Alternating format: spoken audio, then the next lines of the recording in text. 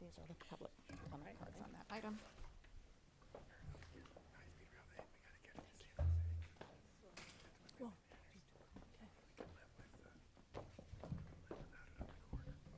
Thank you and good morning. As stated by Chair Bruins, this is an item on the award of a contract to Wabtec for the completion of Caltrain's PTC, which is positive train control. I also wanted to take this opportunity to provide some background on not only our own program, but also on the industry perspective and approach, and sort of the ground that the industry has traveled since 2008.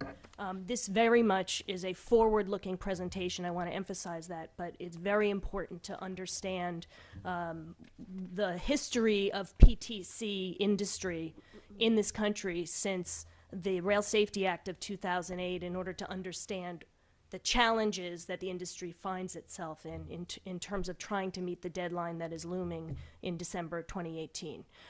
So just to emphasize for everybody as a baseline knowledge, positive train control, as defined by the Rail Safety Act, is intended to provide a safety overlay to do things like prevent train-to-train collisions, prevent overspeed incidents, protect roadway workers, and also protect a train from going over or into a misaligned switch. I say this because what we've always said about positive train control for ourselves is it's a system that should only kick in the event of an unsafe condition being present.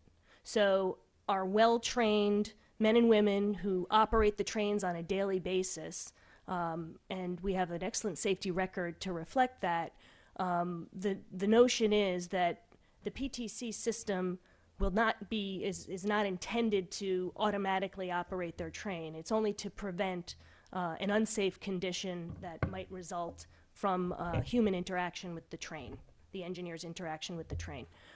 So for instance, we have many unfortunate grade crossing incidents with cars or trespasser incidents. Those are not PTC preventable. So I just want to be really clear about that.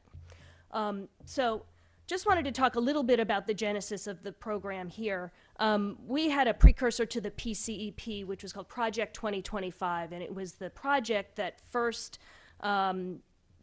plotted out the future of Caltrain within the context of being commingled with high-speed rail. As part of that, there was a plan to implement an overlay signal system that actually not only had safety benefits but also capacity enhancements.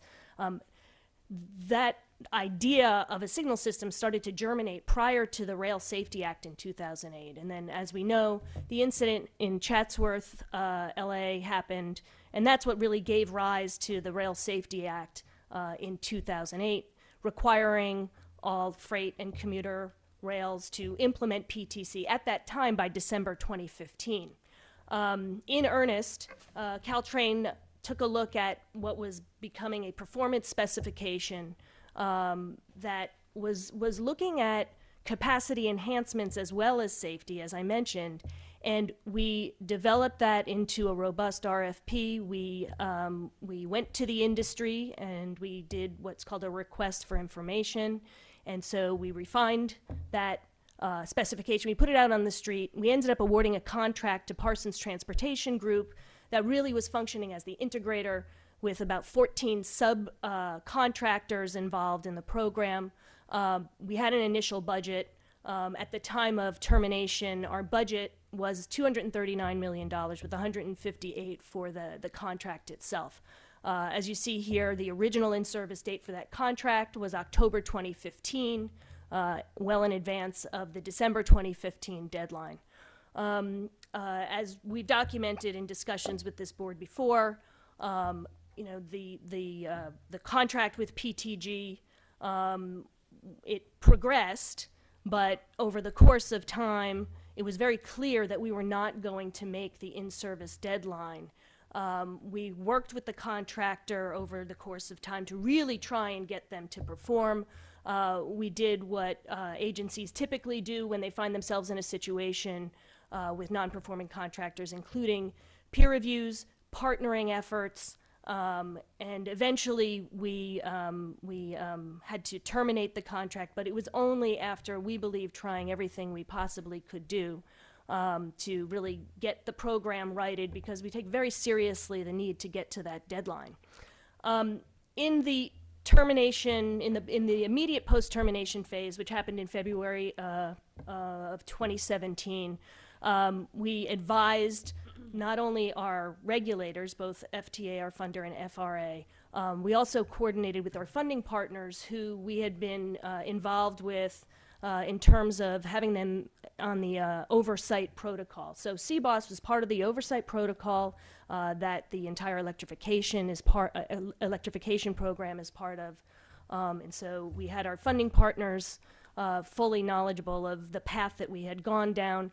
We also secured the program assets, right? We did make progress. I will talk to you about that in a subsequent slide, but you know, we've installed a fiber backbone, we've installed a backup control center, and we had all sorts of spares. And so basically what the team did is we worked with PTG to secure these assets, bless you. And of course, acknowledging the deadline was still there. It was the extended deadline, which got extended to December 2018. And so immediately, we talked to the vendors that were providing the intellectual property. So this was Alstom, as well as Wabtec and Arrington. We said, hey, are you folks in for completing this program? To the one, they said, yes, we'd like to continue with the CBOSS program. But essentially what we outlined, and I believe we came to the board in July to outline what we thought would be a good way to go, which was to get Alstom under contract for a short time period for them to continue to develop the software that was critical to the CBOSS program, while we then pursued what would be a long-term arrangement to finish the program. We pursued many different paths that are, and they are, I think, articulated in your staff report. But where we got to a couple of months ago was really all of the paths that we pursued to keep Alstom on the program. They were technologically untenable and or financially and commercially untenable, which caused us to take a look at what our other options were. Again, both from a technology, time, and financial perspective. And so that was when we headed down the route to solicit to solicit proposals from some of the folks who had originally bid on the CBOSS program. Wabtec was also one of 3 proposals that were received. They were ranked second. And it also caused us to sit back and evaluate the progress of the industry since 2011. It's really important to understand that the Rail Safety Act was passed in 2008 at a time when PTC was in its infancy. In fact, that Safety Act, it gave rise to an industry. And so we're talking about a technology that is rapidly developing, and so as will happen, there are few vendors that really were anticipating this, and so you'll see later in the presentation that we do find ourselves in this weird position where there still are relatively few vendors. There's a race to the finish, and so there were some unanticipated consequences of establishing this deadline in 2018. So just to turn to what the PTC program status is here, we have made progress since 2011. You see here all of the installation of the subsystems were complete. We also were involved in some testing for about a year along the right-of-way. We had leased our spectrum to be able to communicate via radio. And also we were getting to a point where we had drafted a revenue service demonstration application, which is required for you to go into revenue service demonstration. That was submitted to FRA for them to take a look at. Again, this is for the CBOSS program. So I just want to step back for a moment to talk a little bit about where the industry is at. And it's important to know, and I think many of the folks here will understand, we've seen a lot about PTC in the news recently. PTC has been addressed in Congress. The GAO has delivered a report. And a lot of this is really coming to a head for two reasons. The first is the looming deadline. The second is there was a series of train incidents over the course of the last 3 or 4 months that really have emphasized the need for implementing these safety systems, and also have led to the consequence of the FRA really, really feeling the pressure to deliver on this promise. And so Mr. Hartnett and I went back east to talk to the FRA on February 5th to clearly understand what the requirements would be for Caltrain. And this is because we are in a fairly unique situation, having terminated our contract and being sort of somewhat more progressed than most of the railroads in the industry. And FRA was very, very clear that they had no capability of showing flexibility in certain areas of installation, most specifically the onboard installation. And so, you know, we find ourselves in a situation where we will have to accelerate some work to be able to change out what's on board. I'll talk about that in a minute. There are a lot of themes that have come out from the national discussion around positive train control.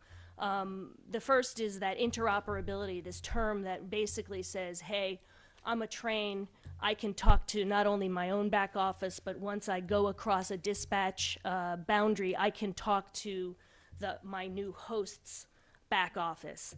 And that sounded really easy for me to say, but as a technology problem, it has been challenging. And it not only has been challenging between PTC systems, it's challenging even when you have the same PTC system that's talking to a host and then a tenant back office. And the industry really has given rise to certain conferences and groups, particularly through APTA, where everyone is talking about the same thing. And so there will be resolution and solutions to these issues, but it's going to take a lot of brain power. The other issue besides technology is frankly funding. I think there has been quite a bit of grant funding. We have been the recipient of grant funding for our own PTC program, but it is a huge national investment.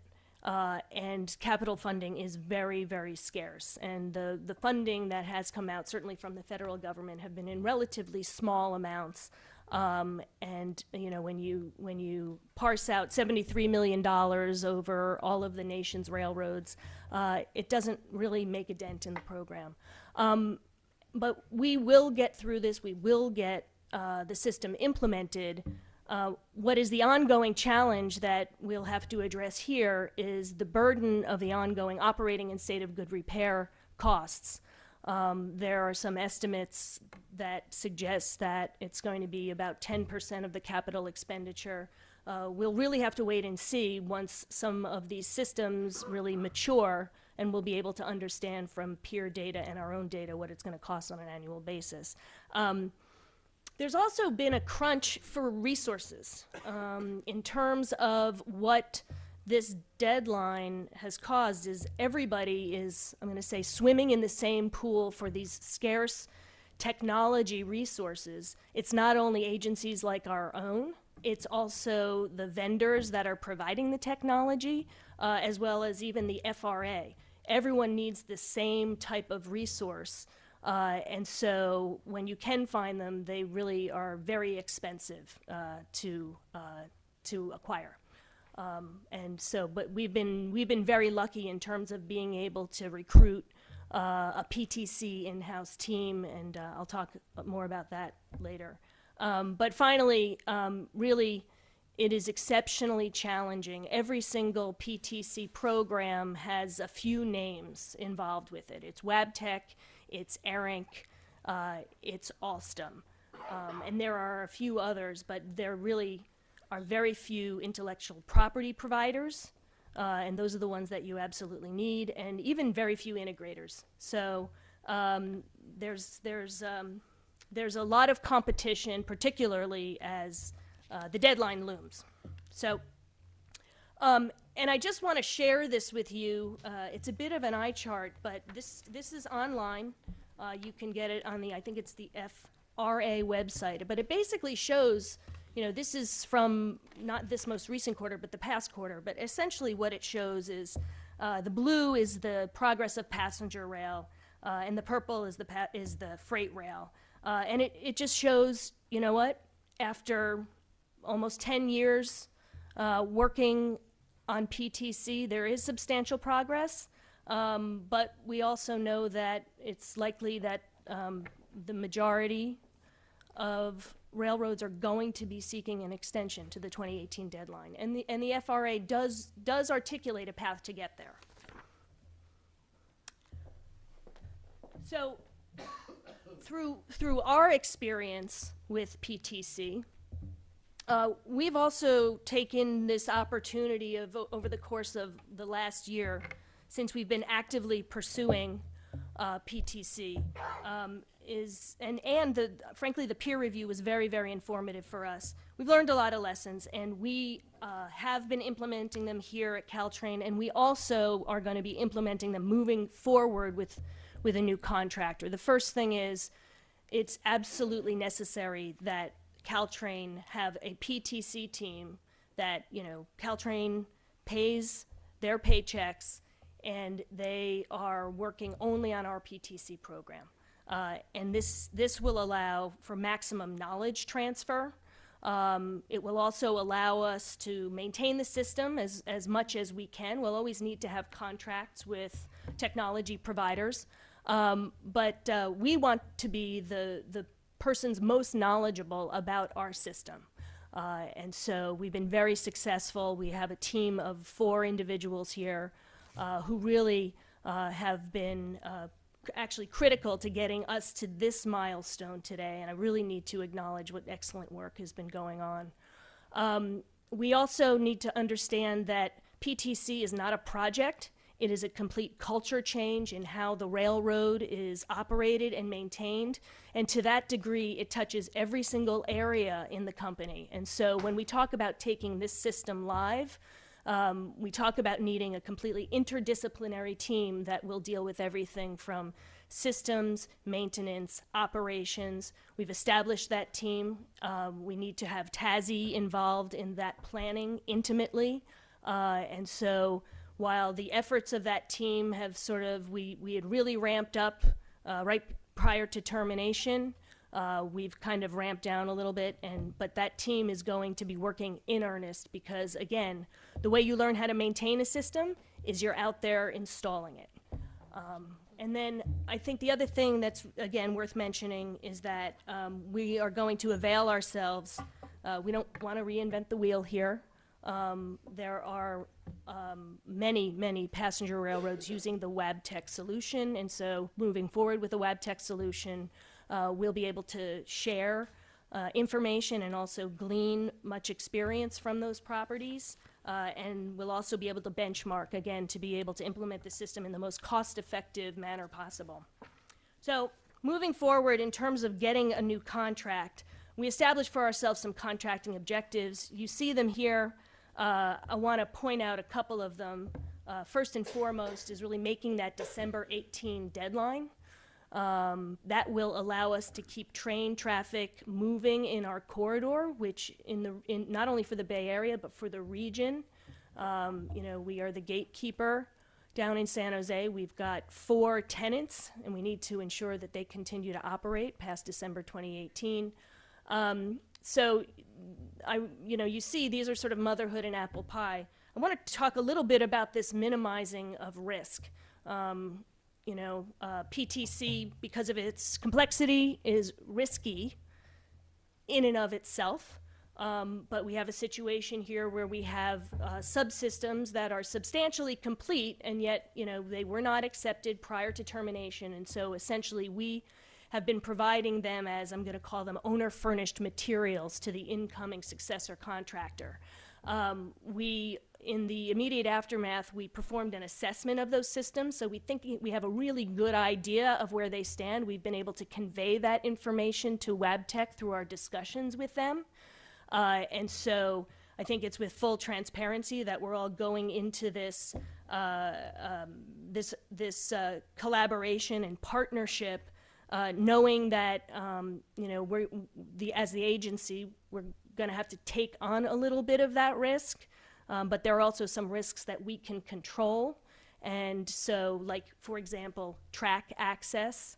And so we are very cognizant of, needing to work hip in hip with the contractor. And I'll talk a little bit, the contract itself does try to, I want to say, value this risk, and also could provide benefits if these risks are properly managed.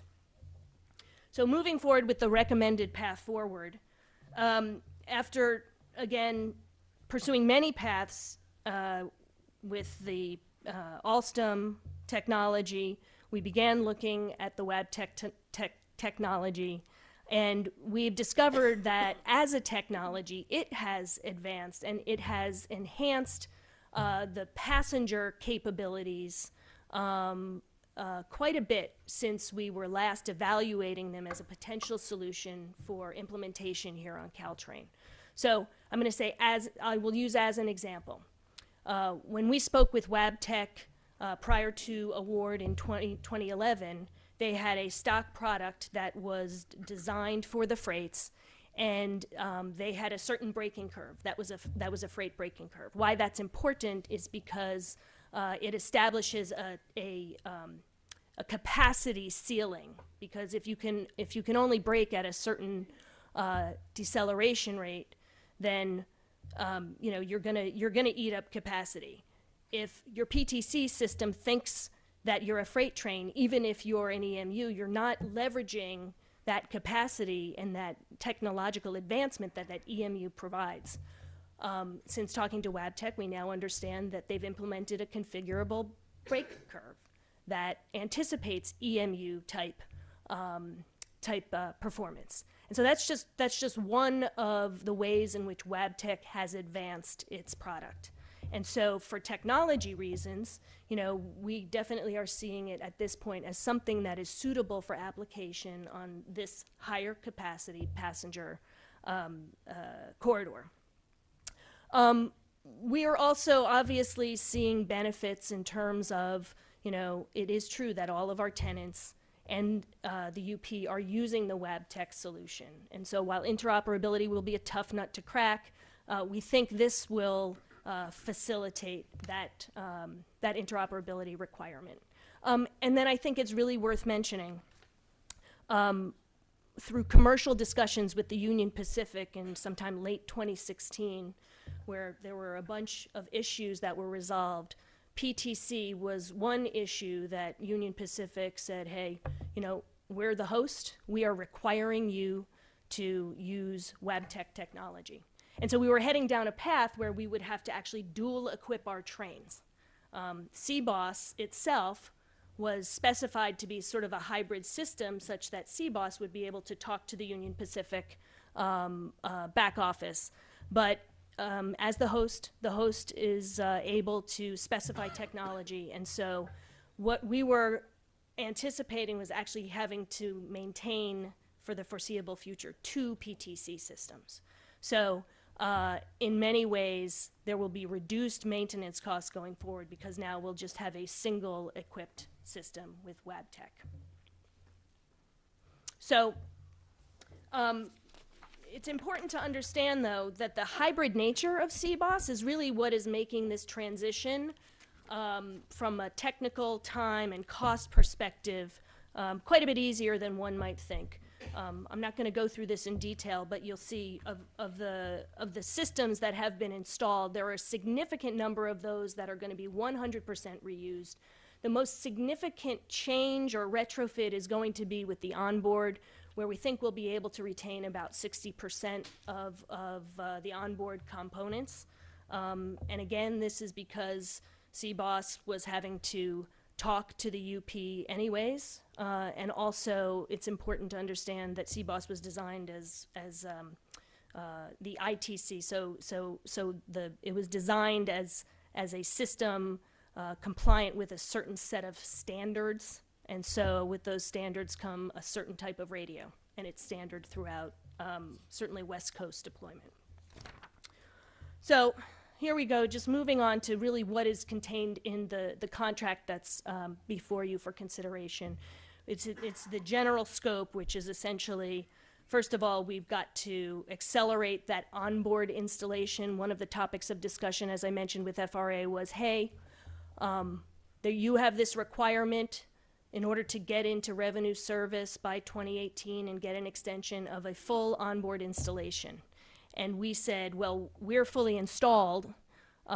It's just if we change technology, we have to change some of that equipment. And FRA said, absolutely, you may not take credit for your current installation. You've got to install the new equipment. And so that's something that is a major part of this contract. In addition to all of the assessment and integration of the systems, FR documentation. And this is a contract that will emphasize a certain key set of milestones for 2018, and then will take us through system acceptance. So just to give you a sense of where we're at in terms of how the contract is structured, the total contract itself that we're looking at for Wabtec is about $45 million. Of that $45 million, we have essentially 3 categories. Now I say 45, this says total contract budget because there is a contingency of $4.5 million. We think that's important because, again, we're working on some systems that we think may require some additional investment, but we have to get in there and do the assessment first. In terms of the incentives, there are 2 key milestones that will secure for us the capability to get an extension past the December 2018 deadline.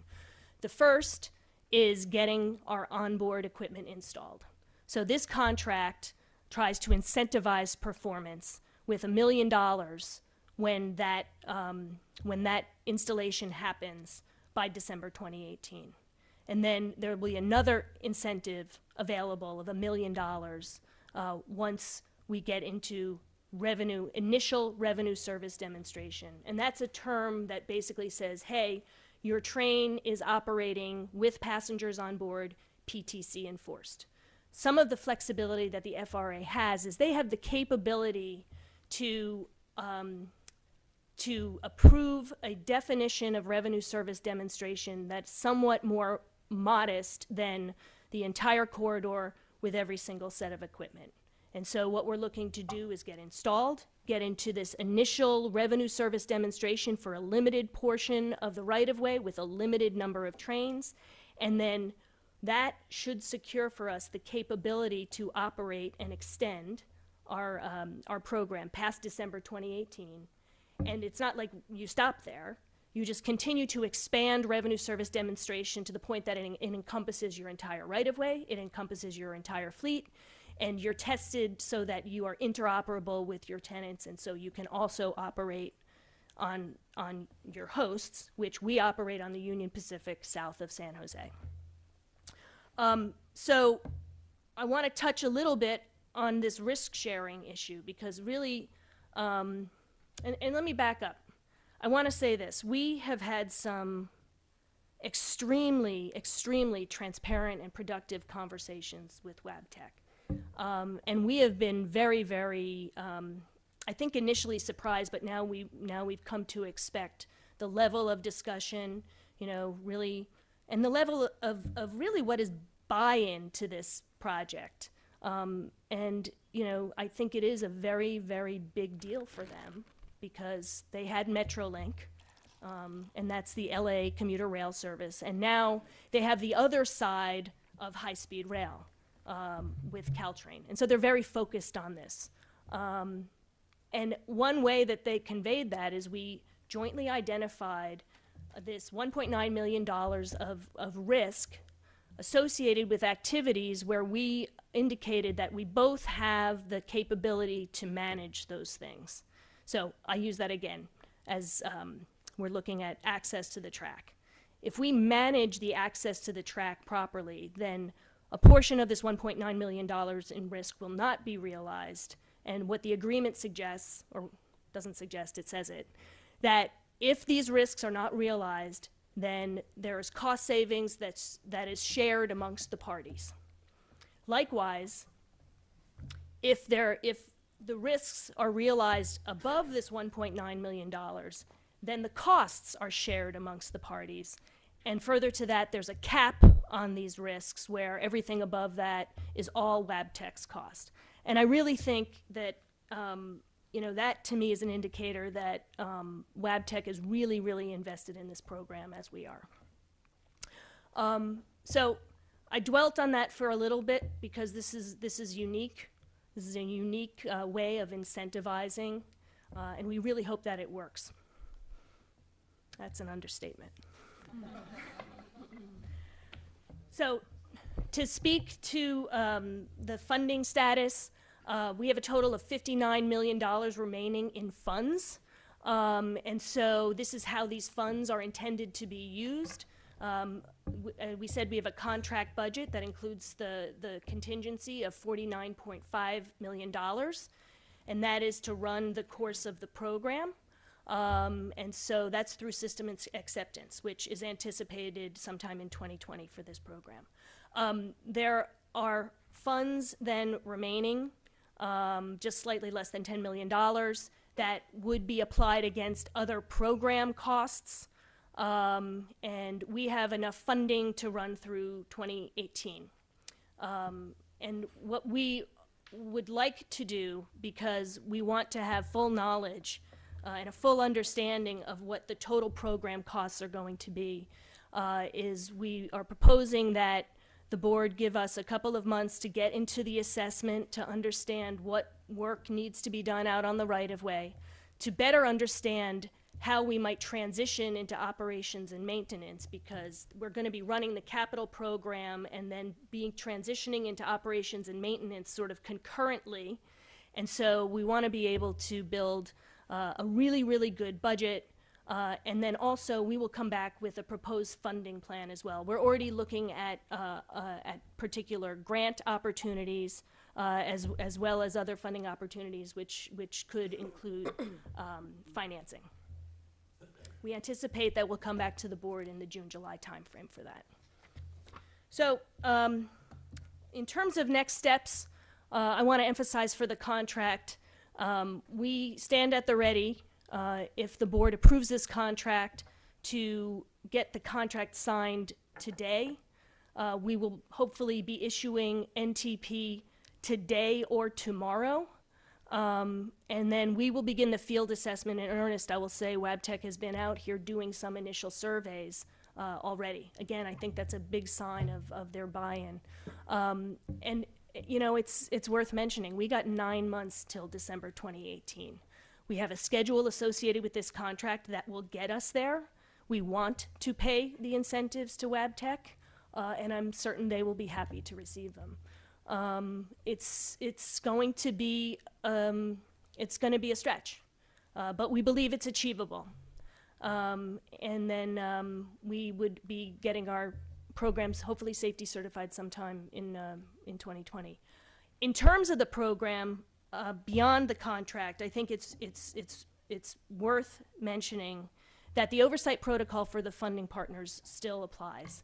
And we feel that it's so important that we shine as much of a light on this project as possible, because if there are going to be troubles, we want the board to know, because we'll likely need your assistance. And so over the course of the next month or so, we're going to be developing a means by which we will be reporting to the board on a monthly basis, and by which we're going to reestablish the oversight protocol, which will include looking at the contingency, as we've done with the PCEP, really looking at how that contingency gets spent down if it does get spent down, looking at the risk bucket and understanding what risks get retired or which risks are going to be realized. And so we're really going to double down on our reporting with respect to this program. And then finally, well, not finally, we're going to develop the final program budget and come back to you with that. I think the other important thing that this board has asked, and that we're in the process of figuring out right now, is what potential impacts there may be to the EMU. The EMUs will need to be delivered with PTC on board. We were very clear with Wabtec when we discussed this with them, meaning the Caltrain diesel implementation with them, that this was not just about a diesel program. This was also about an EMU program. And so there has been a kickoff meeting in the past month between Stadler, Wabtec, and our project team to make sure that they're working on the EMUs in a parallel path for us to really figure out what sort of impacts there might be to that program, if at all. So I've gone on a little bit too long, but I just thought it would be very important to provide this level of detail in anticipation of the board's discussion. Thank you. Thank you, Michelle. Colleagues, are there any brief clarifying questions on the presentation before we move to public comment? I have 4 cards. All right, public comment then, please. We have 4 speakers, beginning with Roland LeBrun, Jeff Carter, Adina Levin, and John Spangler, please. Thank you, and I hope you see some value to the suggestion earlier on that future staff presentation should be limited to 10 minutes. I only get 2. So, if you remember, Metrolink was successful. They met the 2015 deadline, and their partner was Parsons Transportation Group. Unfortunately, Parsons are not going to have anything to do with Caltrain anymore. They're basically done with them. So, Wabtec is the good news. You got 2 massive red flags left. The first one is the so-called PTC in-house team. That's the exact same people I told you just before you went to closed session that you should fire and sue immediately. So what option does that leave you? Well, Parsons is gone. My recommendation to you is see if Union Pacific can help us. They delivered this, and actually I remember a slide in one of my letters 6 years ago showing 20,000 miles of, in those days it was called VETMS, of Wabtec being deployed across the United States, and 55 miles of ITCS in the peninsula. The other red flag is ARINC, is a massive red flag. There have been integration issues before. It's a proprietary system. It doesn't have an open API, so every time some changes need to happen, they go in there and start hacking the code. It's a sole source permit because nobody else is allowed to hack their code. So in closing, my recommendation to you, the people who know where the problems are going to be Wabtec. You've got to open a direct line of communication between senior Wabtec management and the board, so that they can reach out to you immediately and say, look, we've got a problem here, and then get the appropriate people involved to resolve the situation. Thank you. Thank you. Next speaker, Jeff Carter, please.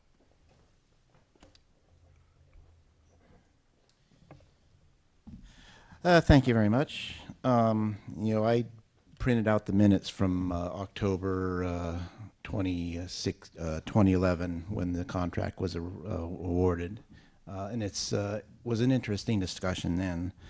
And there were concerns by people regarding CBOSS, and there have been concerns about CBOSS all along from the public and from the internet blogs like Caltrain HSR compatibility blog. So I kind of have to ask, how did Caltrain get themselves into this? I know there's a lawsuit going between Caltrain and Parsons, and that could be lengthy, who knows, and we won't know the outcome of that. But I appreciate the fact that Caltrain is looking to go with the Wabtec system and to get out of this mess. I've commented on it before over the years, and it was always proposed that CBOSS was a, quote, off-the-shelf system from consultants and staff here. So, I don't know who's right and whatever, but, who's going to be held accountable for, for the whole mess. It's sad that Caltrain has sunk a lot of money down the toilet on CBOSS that may not be recovered. And the thing is, unfortunately, Caltrain struggles with day-to-day funding. I personally, I have to pay 21% more to ride Caltrain than I did back in 2015, and then this coming July, I'm going to have to pay almost 30% more. I don't get subsidized by my employer like the Caltrain staff here does. They can ride Caltrain for free through the Go Pass program. I don't have that luxury, so it's unfortunate that the money has gone down the toilet. And some people have to pay a lot more to ride Caltrain than they need to. Thank you. Thank you so much, Mr. Carter. Next speaker, Adina Levin, please.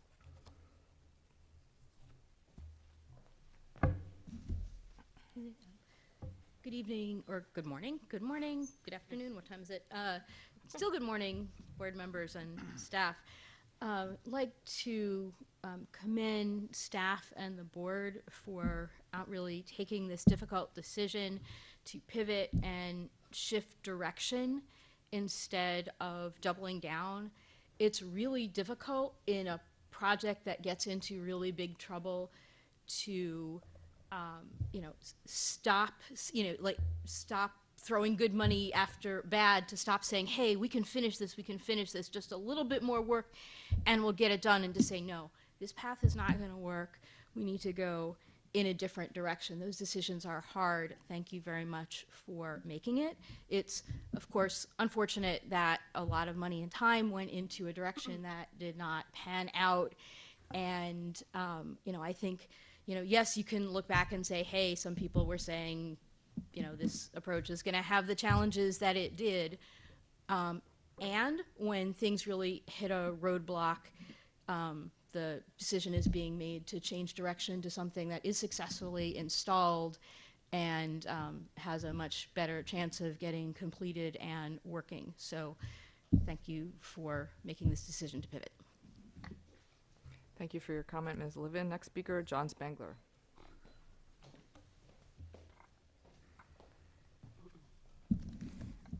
Good morning again.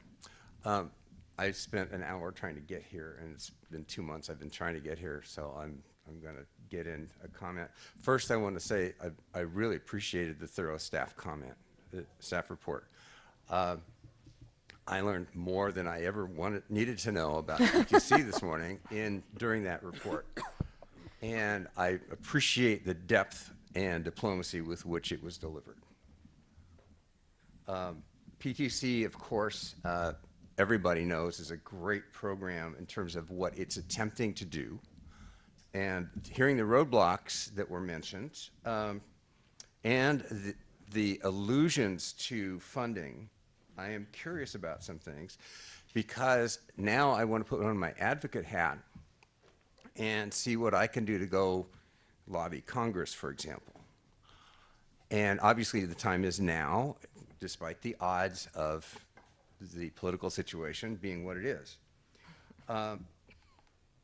First question, how much money, according to your best current estimates, will be needed beyond 2018? I'd like to know, how much do I need to go talk to Barbara Lee about, or Kamala Harris, or the people at BART to help them become stronger allies, to help them go shake this money loose?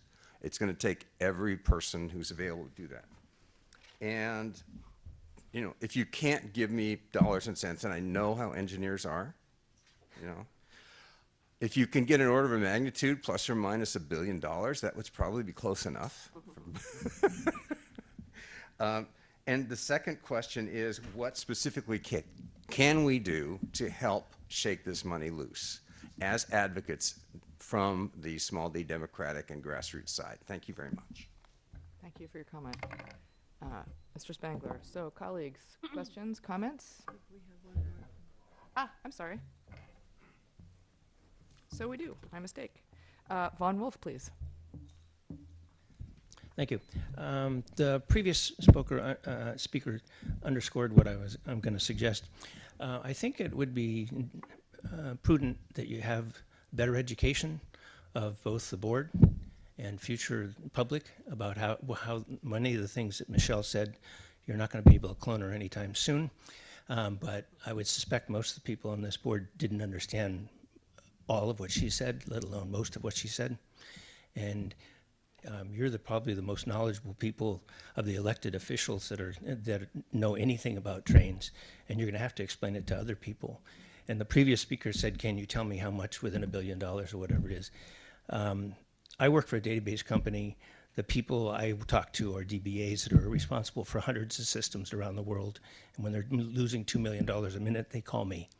But our corporation is, when you give a presentation, there's a link that goes from anything that could be interpreted another way, and it goes to a video or the documentation on how to do that. You're probably going to need that to educate the new people that come onto this board, because a lot of the things that happened, you weren't here, or maybe not even elected office when they happened, that you're now having to clean up. Somebody's going to have to do that in the future. You're going to need a better education process than that's currently available, type of thing. And some of us trained people who think we know everything are wrong too, just like politicians sometimes. So you're going to need a better education process for many of the things that are discussed, especially if somebody's supposed to understand all of what Michelle said. Thank you. Thank you so much for your comment, Mr. Wolf. All right. Public comment is closed. And now, colleagues, comments or questions, please? Director Pine. Just an initial comment. I think the board's aware, but for the benefit of the public, we did have an ad hoc subcommittee made up of board member Davis, Zmuda, and myself, who've spent many meetings and time working on this and know more about PTC and CBOSS than we ever thought we would. And we are recommending this report we are recommending this solution to the board for approval. Thank you very much. Dr. Davis? Thank you. First of all, I want to thank Michelle and her team for all the work over the many months to, first of all, see if we could salvage anything from PTG, and then being willing and able to shift and look at other options, and then ultimately all the work that I know you've done with Wabtec in the months leading up to this contract, because I know Wabtec has been here multiple times and there have been many meetings to get to this point, and thank you. I know you've lost a lot of sleep, and given the calendar, I don't know that you're going to get much rest anytime soon. We have a lot of good help. That's awesome. I just wanted to thank you for having the lessons learned slide. We haven't talked about that at all in our ad hoc meetings, and I think the importance of the in-house knowledge and the realization that this isn't just a project but a complete culture change are two things that I hadn't heard before, and so I appreciate that, and I think that's something that we'll continue to talk about as this initial part of the project goes on and as the culture change happens. So thank you for kind of bringing that up. I hadn't thought about that. I just want to make sure I totally understand the contract, because we've talked about it multiple times, but I'm not sure now that I get it. The contract is through 2018, or is it through 2020? Yeah. So the contract goes through 2020. Okay. So this will it include all of the EMUs? Will they be ready by that time? So I want to emphasize where this contract addresses the installation for the existing diesel fleet. There'll be a separate discussion and a separate contract mechanism for Wabtec and Stadler to work together to complete the EMU's PTC system. Okay, and will that be under this project or the CalMod project? That'll be under the CalMod project. Okay. Yep. Just wanted to make sure I had that straight. And then you talked a lot about the reestablishing the oversight committee and the monthly reporting. Will that include a regular change order report Absolutely. for that 10%? Absolutely. Okay, great.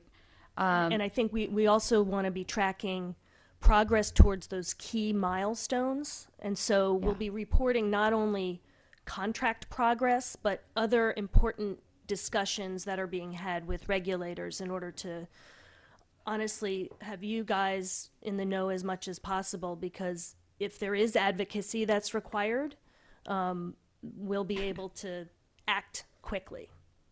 Good.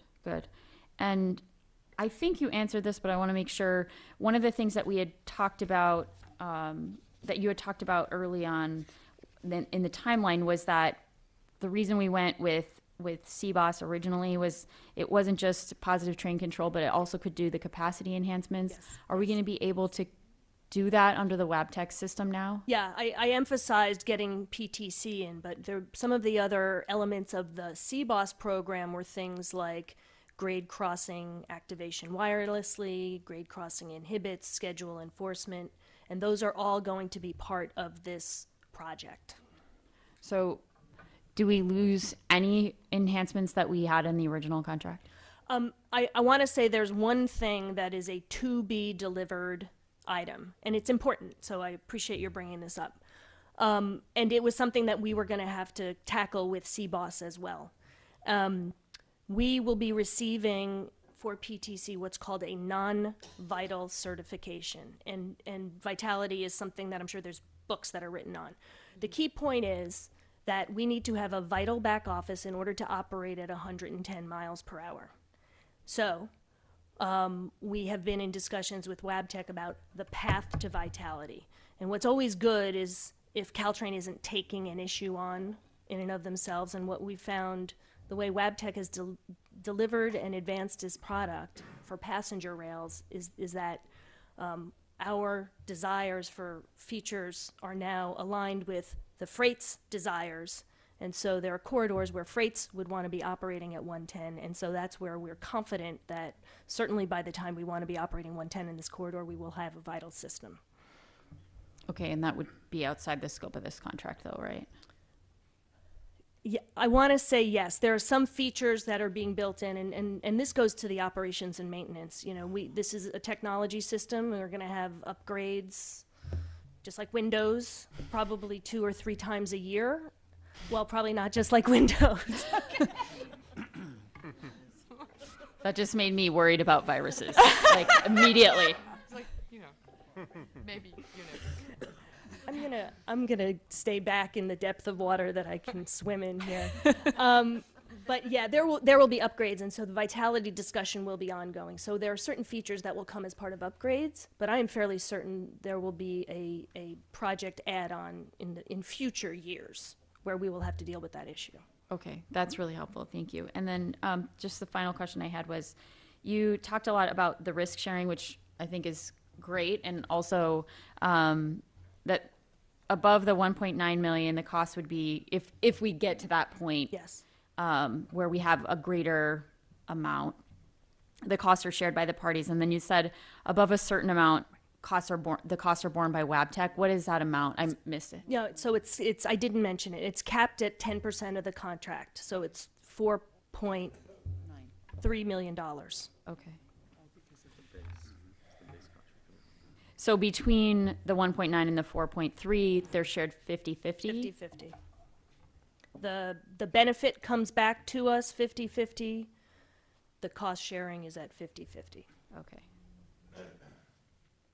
And I want to clarify, because I've said 4.5, the 4.3 is the amount of the work. So it's 4.3 plus $2 million for the incentives plus the risk bucket, and that's where we get,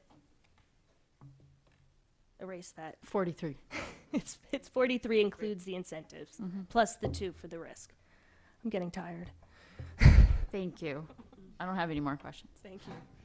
Director Zamuda? Thank you very much, Ms. Bouchard and your staff and the executive director for the long haul. I know it's been very difficult, painful sometimes, scary many times, and it does appear that you have come to a very good solution and hopefully a much improved design than what had initially been anticipated. I have a couple of questions or comments for clarification. Similar to Deb's comments, I appreciate both the incentives and the risk sharing aspects of this proposal, because it does show a partnership between ourselves and the contractor to get this done and to get this done right. Can you just remind us about Wabtec's other installations for passenger rail and what kinds of experience they have in this area. Absolutely. Wabtec is very well known to the freights, but in terms of passenger rail, we have a list of 16 properties that they're working on, and they do various parts of projects.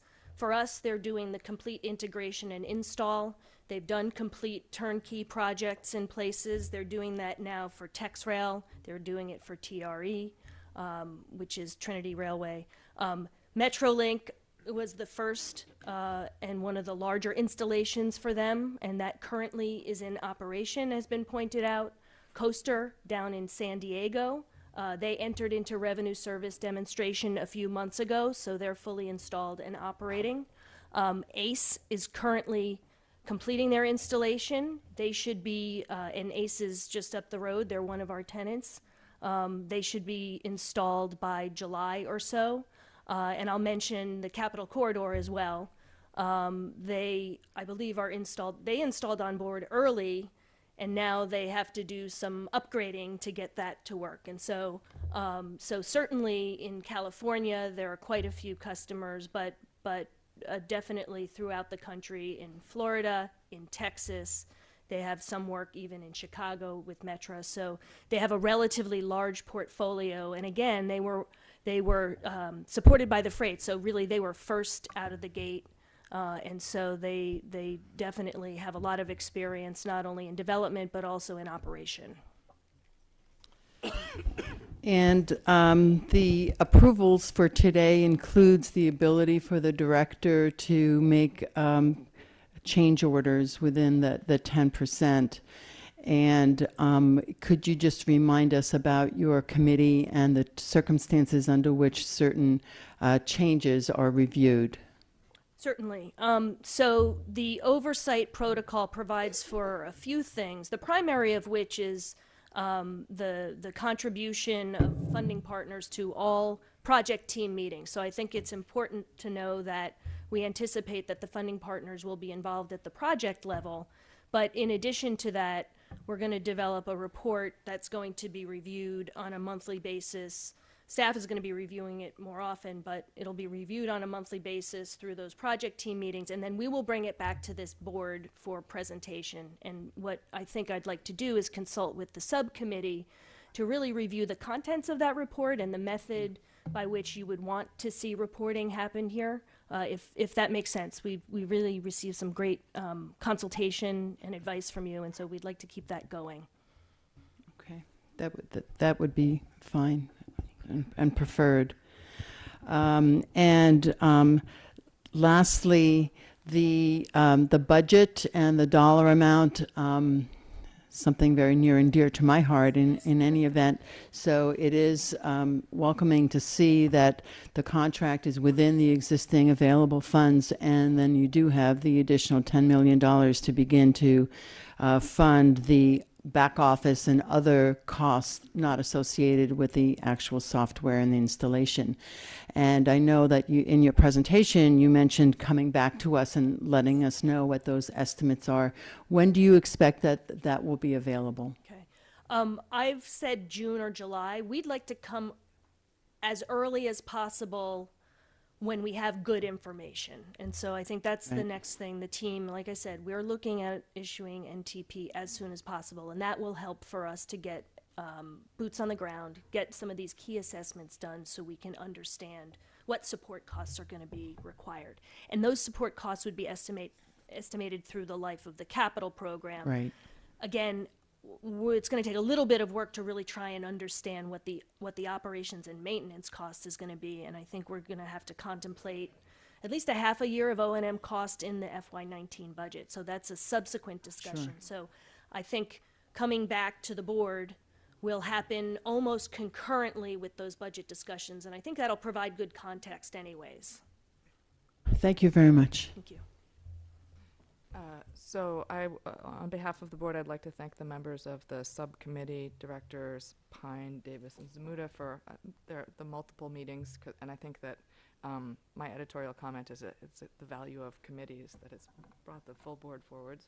And unless there are additional comments, please, Director Pine. A couple of quick comments and questions. As was noted earlier, I think it's great that we're building up our in-house expertise.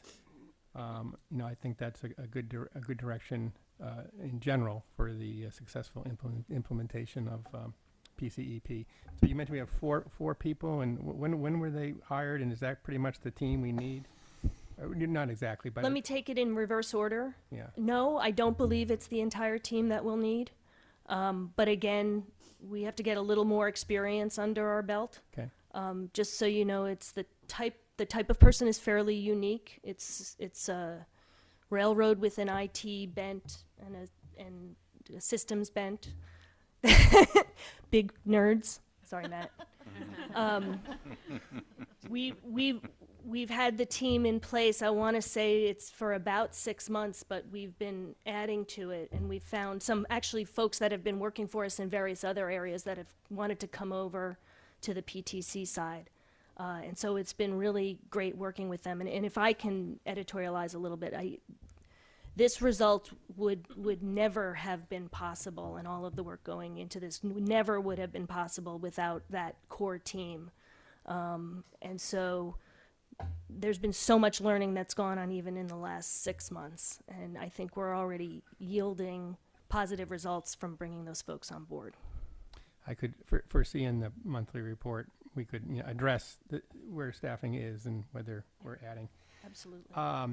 The other thing too, I just wanted to understand as best I can is, the what is really required on December 31/18, the RSD, and you've talked about having a limited number of trains and a limited portion of the corridor implemented. Mm-hmm.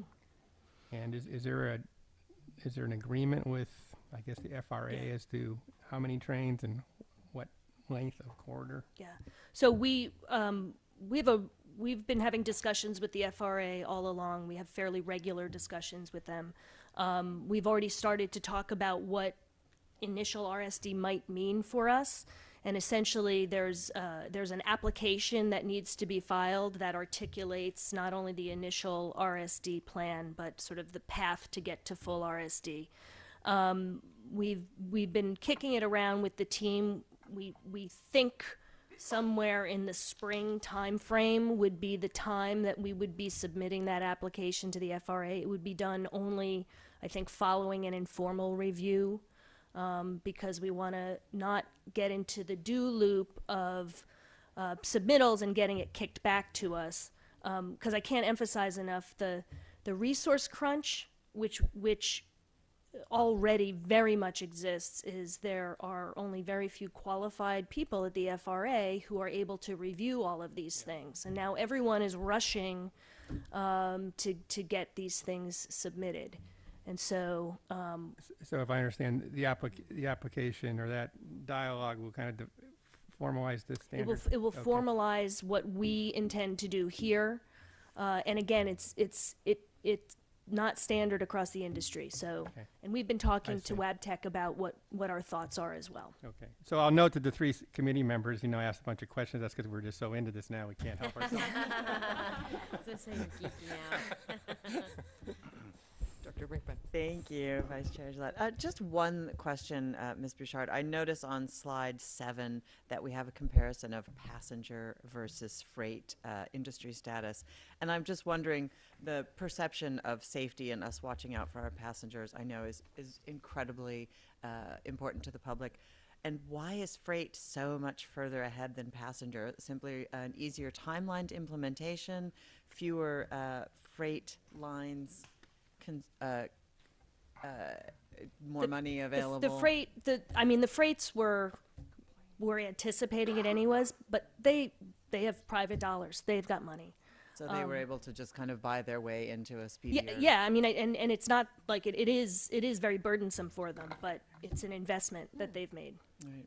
Okay. Good. Yeah. I just don't want the public to think that it's there's some reason why the passenger rails have been, for some reason, so much slower apparently than the freight rails. So. It's essentially an unfunded mandate that has been kind of crippling to Right.